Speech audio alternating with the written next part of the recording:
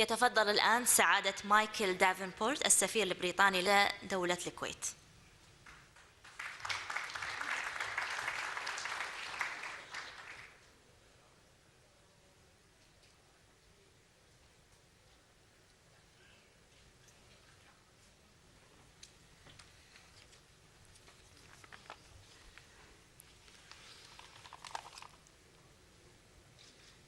Your Excellency, Deputy Prime Minister, Minister of Foreign Affairs, Sheikh Sabah al-Khalid al-Hamad al-Sabah.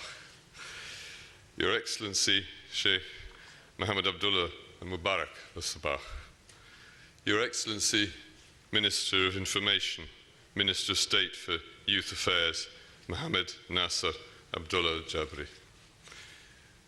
Your Excellencies, ladies and gentlemen, on behalf of Her Majesty's Government, I should like to express our heartfelt thanks to the Government of the State of Kuwait, and especially to their Excellencies, the Deputy Prime Minister and the Minister of Information personally, for hosting today's event to mark the auspicious anniversary of the very first treaty between our two countries, signed on this very day 120 years ago by Sheikh Mubarak the Great. This treaty, kept secret at the time, was enormously significant for both our countries. It was, in fact, according to contemporary records, the first formal engagement ever executed between a ruler of Kuwait and the government of any other country. Only days after the signing of the treaty, on the 4th of February 1899, the British government issued instructions to deploy naval force to prevent an attack on Kuwait. And in the 120 years since 1899, Britain has maintained a lasting commitment to Kuwait's security. Britain's intervention in defense of Kuwait in 1920, incidentally, also marked the first ever overseas deployment of the newly formed Royal Air Force. The British commitment to Kuwait, as we've just heard, continued also beyond Kuwait's independence in 1961. And in that very year, Britain responded to His Highness the then Emir's request for military support, fulfilling its enduring commitment to Kuwait by deploying armed forces amounting to half a brigade under what was known as Operation Vantage. And when your country was invaded, overrun and occupied by Iraq in August 1990, Britain, under Prime Minister Margaret Thatcher, played a leading role in securing a United Nations mandate for an international coalition to be formed for the liberation of Kuwait. Britain was proud to be a member of that international coalition, and we are proud to this day of our armed forces who served so bravely alongside Kuwaiti and coalition friends and succeeded in restoring Kuwait's sovereignty and independence.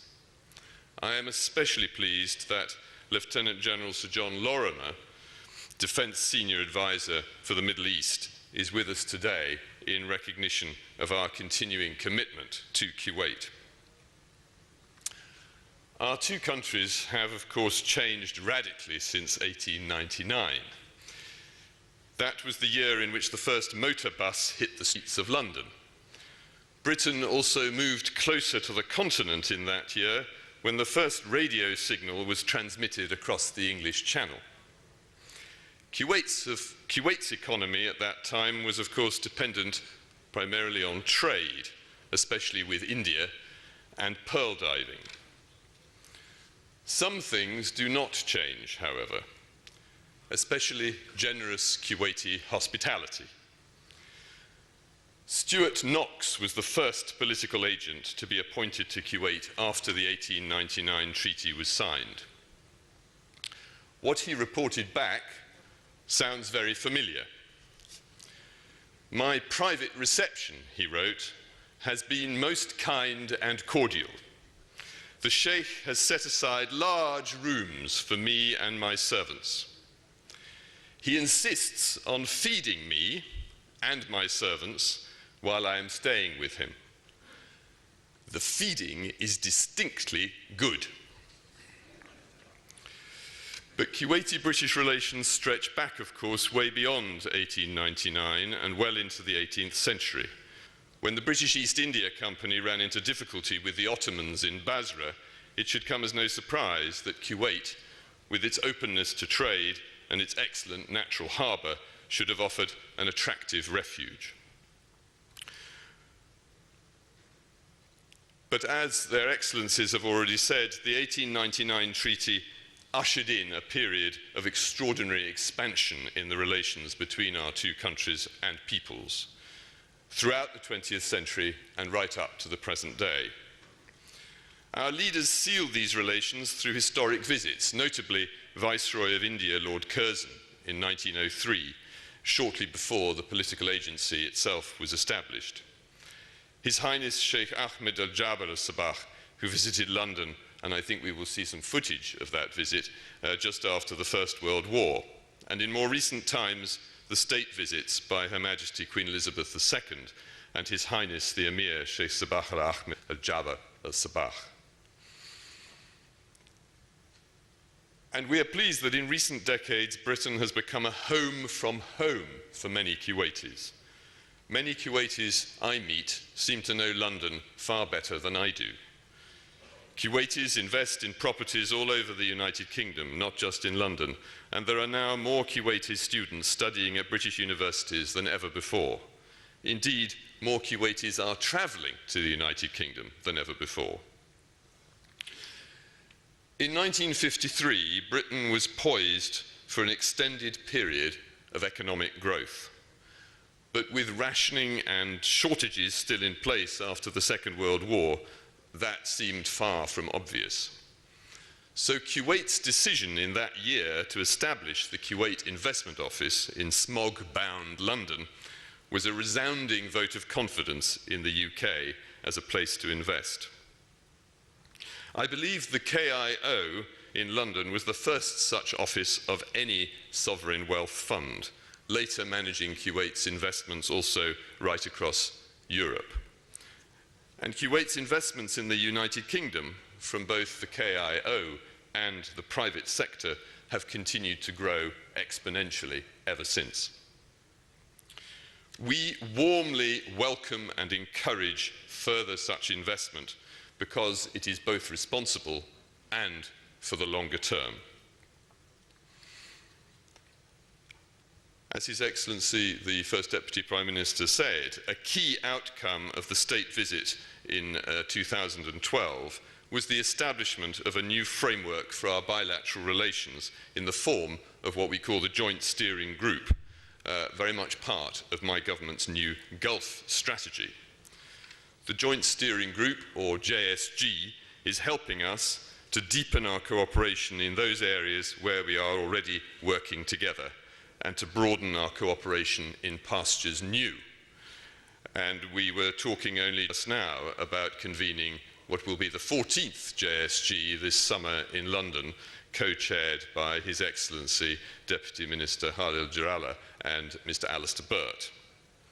The JSG has helped us to deepen our defence and security cooperation. In the year ahead, our armed forces will be exercising and training together more than ever before. We are close allies in the counter-Daesh coalition. At a government-to-government level, we are working together in highly sensitive areas. For example, to safeguard passengers flying out of our airports and to protect the integrity of our data and communications against cyber attacks. Last week's visit by the Lord Mayor of the City of London highlighted fresh opportunities in trade and investment in both directions, including in support of His Highness the Emir's exciting new plans for Harir territory in pursuit of Kuwait's Vision 2035. We are sorry not to have His Excellency the Minister for Education and Higher Education with us today. But I am happy that this is because he is attending the Education World Forum in London, where he is also holding consultations on cooperation in curriculum reform. And in the cultural sphere, the 120th anniversary has, as His Excellency the Minister just said, helped to stimulate fresh cooperation in music and the arts between the British Council and the National Council for Arts and Literature. The Royal Philharmonic Orchestra will be making its debut visit to Kuwait in April to perform at the very remarkable Jabr al-Ahmed Cultural Centre. Britain and Kuwait enjoy distinguished and exceptionally special relations. I think many of us are witness to that every day. So our duty and our challenge for the future will be to ensure that our relations endure and keep pace with regional and global developments, and that they are fit for purpose in the 21st century. I believe we are well placed together to fulfill this duty and to meet such a challenge side by side. Not only do we have a strong bond of friendship, but this is matched by a close and rare identity of interests and values, which helps to strengthen our cooperation in many fields. Whether in the UN Security Council, where we are delighted to be working with our Kuwaiti colleagues, or tackling global environmental challenges such as the menace of marine pollution, or working together to bring security and stability to this precious but troubled region. So I do feel confident in wishing our two countries not only a happy anniversary, but also a further 120 years of partnership and friendship well into the next century. Thank you for your attention.